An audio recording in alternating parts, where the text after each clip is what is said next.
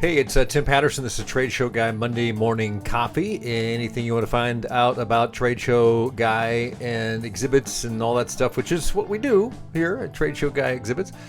The blog, the books, the other sites, the webinar sites, it's all there at TradeshowGuy.net, kind of our central hub. I thought I would just get right to the interview this week because I think it's a good one and it's a little longer than the ones I normally do. It's like 20 plus minutes or so. Back in early March, I think I posted it March 2nd, the day I went to California to go to Expo West, the day that I was sitting on the tarmac in the airplane when I got the news that it had been canceled.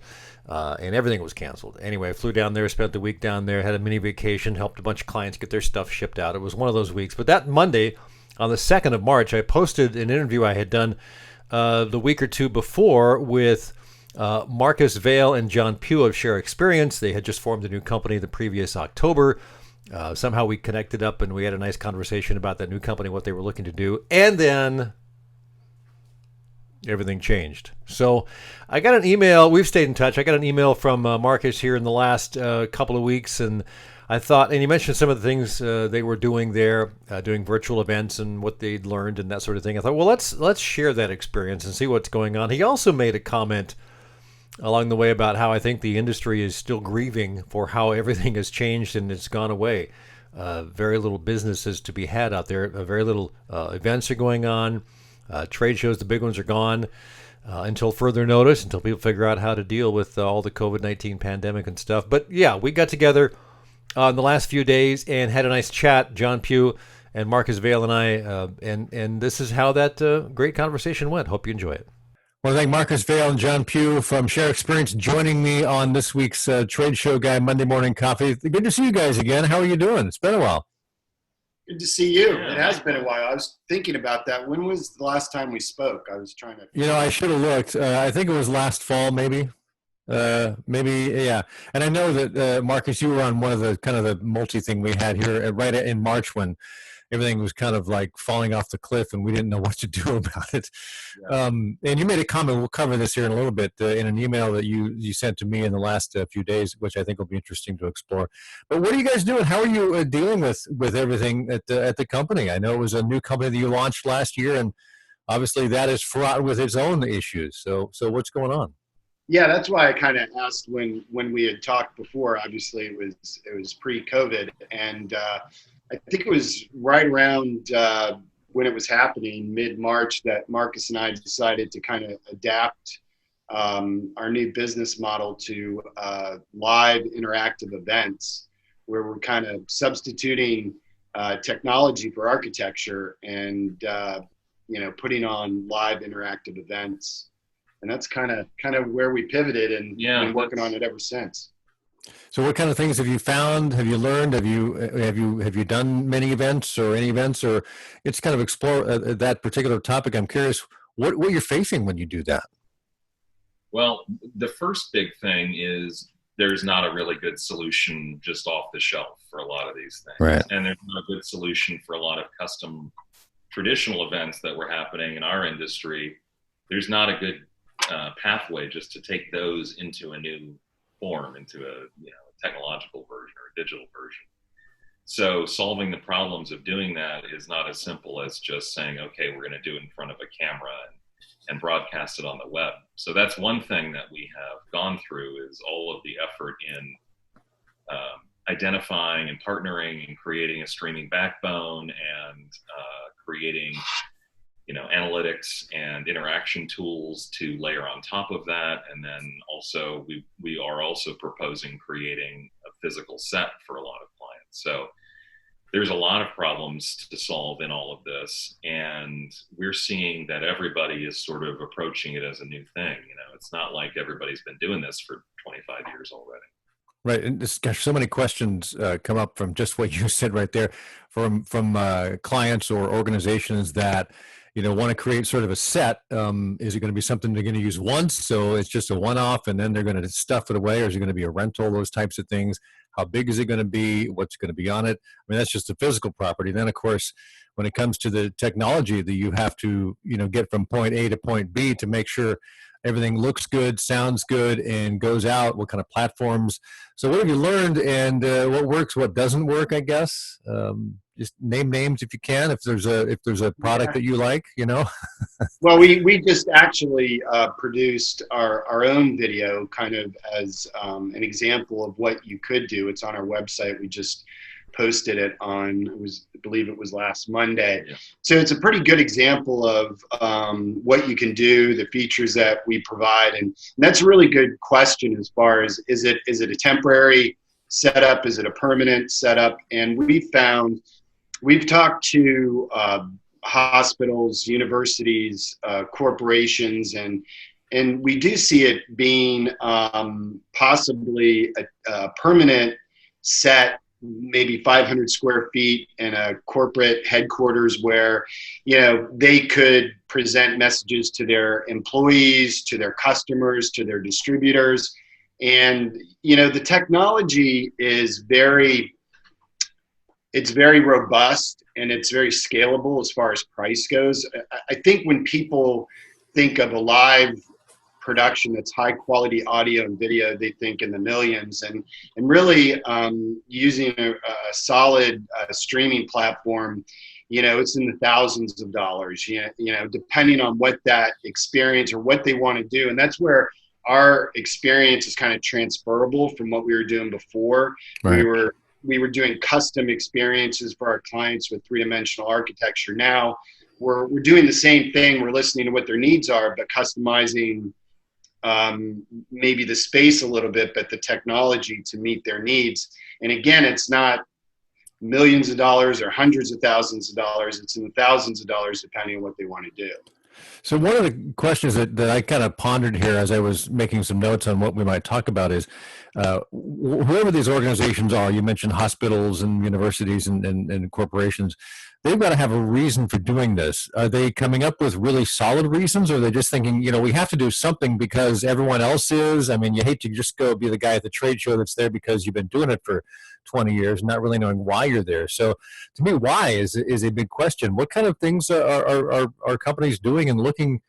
I mean, obviously you want to communicate, but is it also engagement with the end user or the viewers? What kind of things are coming up in that part of the conversation?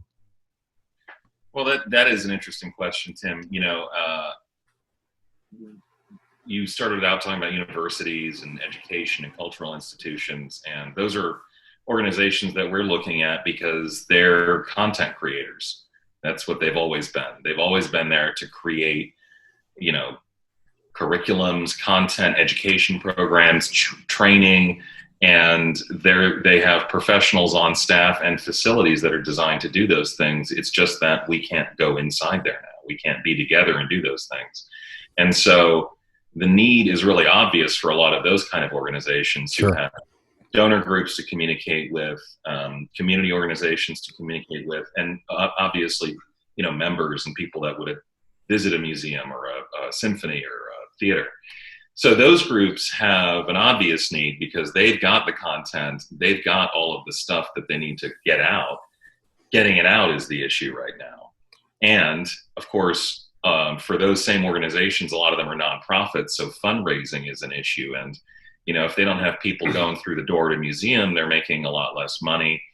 Their operating costs are going down, but also their operating revenue has gone down quite a lot too. So that's another program that they can sort of move into a digital situation to try to get back in touch with donors. And go ahead. I was going to say, in the marketing end of things for for-profit companies and corporations, a lot of them were obviously doing live event marketing, face-to-face marketing, and so translating that into a new digital form is an easy thing to do. But we are seeing that a lot of marketers sort of just cut their experiential budget and didn't say, oh, we're going to go to something new. They might have reapportioned that money into another area of their marketing budget. They might be doing more ad expenditures, or they might have just completely moved off into another space entirely. And that seems to be where a lot of them are going, and they don't really know where to go yet, it seems like. So we're trying to get out in front of them.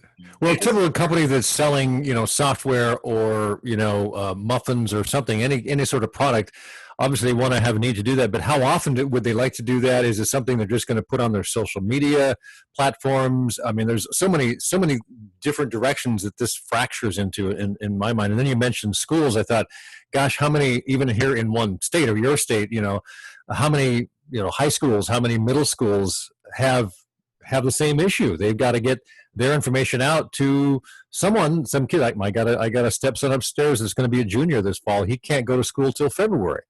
Right. But they're going to do school, and they're not sure how that's going to work yet. So there's obviously a lot of ways that this could fall into that, as getting that information, the content out to an end viewer.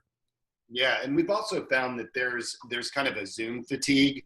I mean, it really was a great solution in March, February, April, it still May. is for impromptu type of thing. Right. Sure.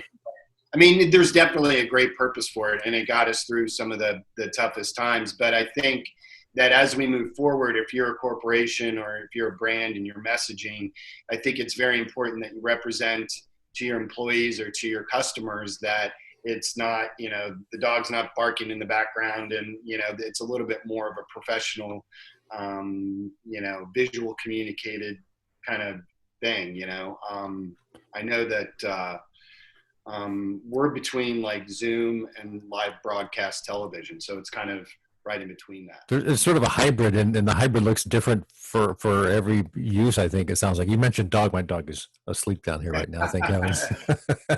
But if he hears the mailman or something, all bets are off, right? Marcus, I want to kind of shift gears a little bit. You mentioned, let's talk about the exhibit and trade show and conference and event world. You made a comment here in an email. You said, it strikes me that our industry has experienced a grieving process, and that everyone is in kind of a slightly different stage on the way to acceptance of that. What kind of, let's kind of go off of that interesting topic. I think you're right. I think that us in the, trade show exhibit end, providing and design and fabrication are certainly, I've had no business for months. I'm driving for Uber Eats. I mean, that's fine. I don't have a problem with that. And I keep looking for more business, but there's just not a lot out there to be had. And there's certainly no shows to go to, or very, very few shows. And if they are, they're very small and regional. So, how do we get through this? There is some grieving going on, I think. Yeah, I think there is. On the supplier side, on our side of things, those of us that were used to the way the exhibit industry worked for a long time are slow to accept that it has changed fundamentally for the rest of our lives, and in many ways, obviously, that we're not going to dive into. But I think when initially all of the shutdowns started, we started that process of grieving the loss of our business and our clients and the events themselves. And slowly we're moving toward the acceptance that it's further out than we think it's going to be, that the recovery for our industry may take years if it happens. And, if we're going to keep moving forward as an industry and not just walk away completely from it, we need to be able to sort of accept that truth and reality and just, the world's different. We need to do things differently. And I know a lot of people that I'm familiar with a number of people that are professional presenters, for example. They don't have events to go to, but a lot of them are just doing online events for corporations that they still work for. They're just doing, like their information and the magic presentations and things like that. And they're doing fine. At least some of them, maybe not every single one of them, but certainly they have a skill. And it all goes back to what you started the conversation with. How do you get that content out to the right people? And how do you provide that information and that technology and the backbone and the streaming and all of that? So we're kind of going full circle with, there's a change afoot. And even if and when, and I think that it's more of a when than if, we get back to the live events, there will be a larger piece of it that will be digital for people that can't make or don't want to go to the show, but want to be a part of it. Yeah, it's a layer of complexity that we will now have to deal with forever, and it will change how we design spaces and how we travel to them and who travels and when it makes sense. And, it's just a lot of extra variables for us. Yeah, everything's going to be different. I mean, whether it's you're building a house or an exhibit, all physical space is now different because of traffic patterns and social distancing. And now that we've gone through this once, we got to be prepared to go through it again. So I think you got to think about the future. One of the conversations I've had with the guys at Classic Exhibits, I think you're familiar with those guys, is that there are, in even a small group of employees, like a dozen employees, there's a wide range of anxiety about it. Some people are like, not a big deal, I'm fine. And then there's the other end, like, I really need the protection around me. And you're right, when it comes to trade shows, that same level, that same wide, spectrum of anxiety is going to be there. Some people are going to be fine with going up and either shaking hand or giving the elbow or whatever. And others are like, I'm going to wear a mask for the rest of my days. Give me the hazmat suit. So, yeah, and it extends beyond the individual too, and then people consider their family and the health risks to, that if they have a family member that's compromised in some way, and so when all that's, and then you think about getting on a plane, and I mean, it almost becomes so overwhelming. It's maybe easier to do the alternative, although we all. I know Marcus and I are very social, and we love going to the large auto shows and the trade shows, and it's a great, venue to meet, to network, go out to dinner, all those things. But if you can't do that, it's not going to be the same experience. It's not, no. So when it comes to the online virtual experiences, what do you see as far as like when you're scheduling that, or you're doing that with someone, or making the plans? Is it very time limited? We're going to do it for like 3 hours today and 3 hours tomorrow, and that's it? Or is it more expansive? Is there, I think of the other things, like, is there a moderator? Is there specific sessions that people are showing up for? What kind of conversations have you had, or what kind of things do you explore with those people? Well, we think that some of the things that made traditional live events successful are still really valid. We still think talent and presenters, on-screen talent, are very important. Not every executive and not every engineer and not every product manager is great at speaking on camera. And so there are professionals, that we would utilize to facilitate those type of things. So an MC or a host is probably very important. And then you've got to also consider, like, your mixture of messaging. It needs to be fundamentally relevant to your audience. It needs to be personally relevant to them, or they're just going to click off. We were talking to one of our longtime colleagues in this industry about the move from physical to digital events, and she was saying, the click off opportunity is so easy. You've got to really keep them there, because I can just go to Amazon or Netflix or anything, or just get up from my desk in my house. When you're at a trade show and you're already on the floor, you're not just going to leave right in the middle of it usually. So you've got to imagine that you're using these people's time in a much more compressed way. And so maybe the events need to be a physically shorter thing, because it's a more condensed type of information. Mm-hmm. But then also in terms of getting good at doing broadcasting, like you told us last year after I asked you if we were any good on here, you said, well, you should just watch yourselves and then you'll know.